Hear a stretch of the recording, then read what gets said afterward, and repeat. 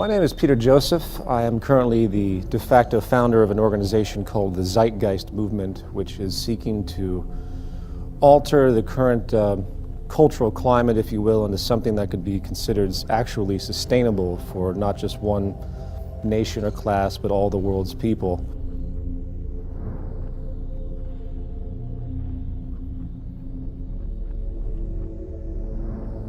We live in a paradigm now where we have society operating on the idea that we can grow infinitely. Therefore, we keep buying and consuming regardless of how many resources we have. This creates a collision course with nature, which the world is figuring out right about now on many levels, that the Earth is essentially a closed system. It took billions of years to create the minerals we have. It took many, many hundreds of millions of years to create the fossil fuels which govern everything we have.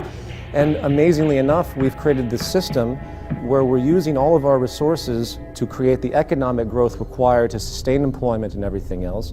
And simultaneously, we're diminishing our resources at a near exponential rate, it seems, as population continues to grow. And no one seems to understand that it's an absolute clash and that eventually we're going to run out of pivotal resources and eventually you're going to see things, I don't know, like the human population start to dwindle down.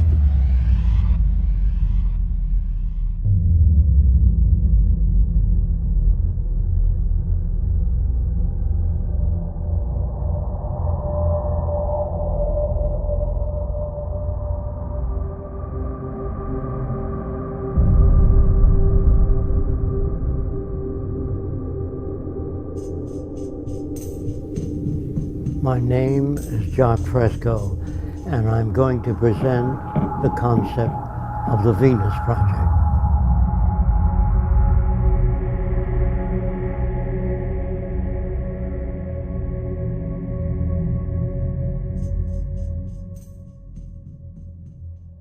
If you don't want war, if you don't want poverty, hunger, unemployment, you have to declare all the Earth's resources as the common heritage of all the world's people.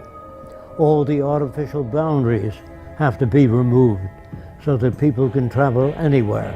It has to be a global society. There are many people that feel, well, let's develop each country. You can't do that because if the Russians do experiments with nuclear materials and the Chinese, that air goes all over the world. So it's very hard to work independently.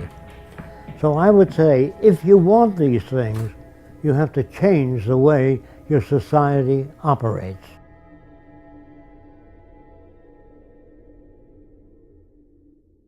We believe here at the Venus Project, we are not civilized yet.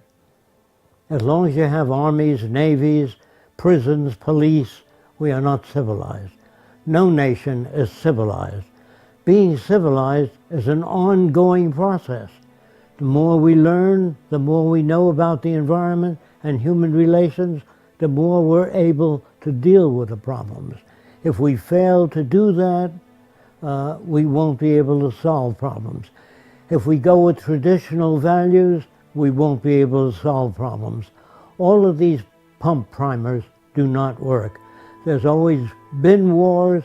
The wars have continued to get worse, even though the universities today have the most sophisticated equipment in the science labs, the architectural labs, all the labs, and the wars are getting worse. The explosives are getting worse. Since the atom bomb, the explosive power is much worse. So there's something definitely wrong with all cultures. When I say wrong, I mean that the system doesn't work. Now, to talk about a system that does work is a little foreign to our habits of thought, so I'm going to try to explain how we make decisions. Actually, we don't make decisions, we arrive at them. The only way a real society can operate, period, is in a steady state economy, meaning you don't have the mechanism of constantly needing to do anything other than being sustainable in your everyday living and having society recognize the attributes of sustainability rich are required. That's the value system orientation needed to create a stable society. As a brief extension of this, we live in a materialistic culture. We live in a culture that's predicated on inferiority and people thinking that they need more and more and more because of many reasons, because of someone else having more, status-oriented issues, so on and so forth. And that fuels into this mechanism of the growth economy, of getting more and more holidays, people give each other gifts. These are inventions for economics. As long as we use money and the bottom line is profit, then those who control the money are able to make the laws in their favor. And that means that they really don't care about people. They care about wealth, property, and power when that is the main incentive. So when we use a monetary system, there is no justice within this system. There's no making this system equitable. What we need is an entirely new system that we call a resource-based economy.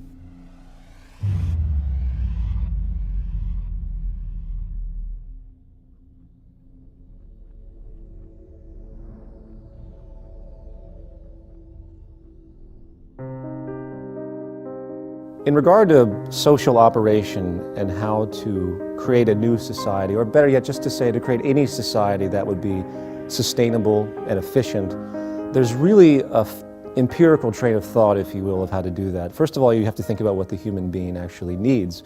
We require resources at the bare minimum. We require food, water, etc., as we all know. Therefore, resources become the most paramount subject. Resources, in fact, should be the foundation of any economic structure. So what do? If you consider that the Earth is a closed, finite system?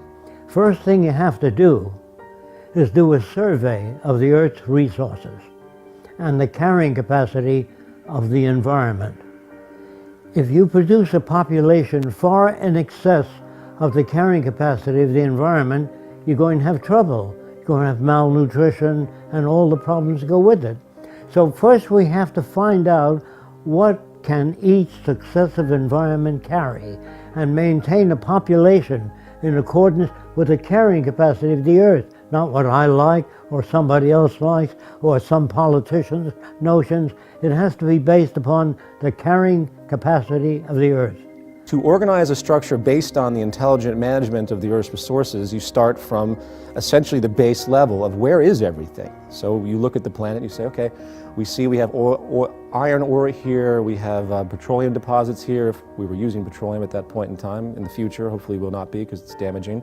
We have places for great wind energy here.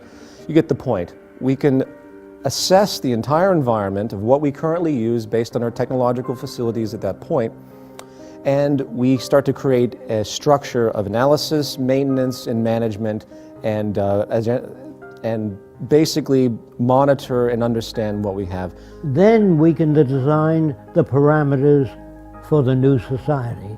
Without a survey, we couldn't do that. Survey means physical disabilities, all the known diseases. That tells us how many hospitals we have to build. Of course, the survey would include available materials.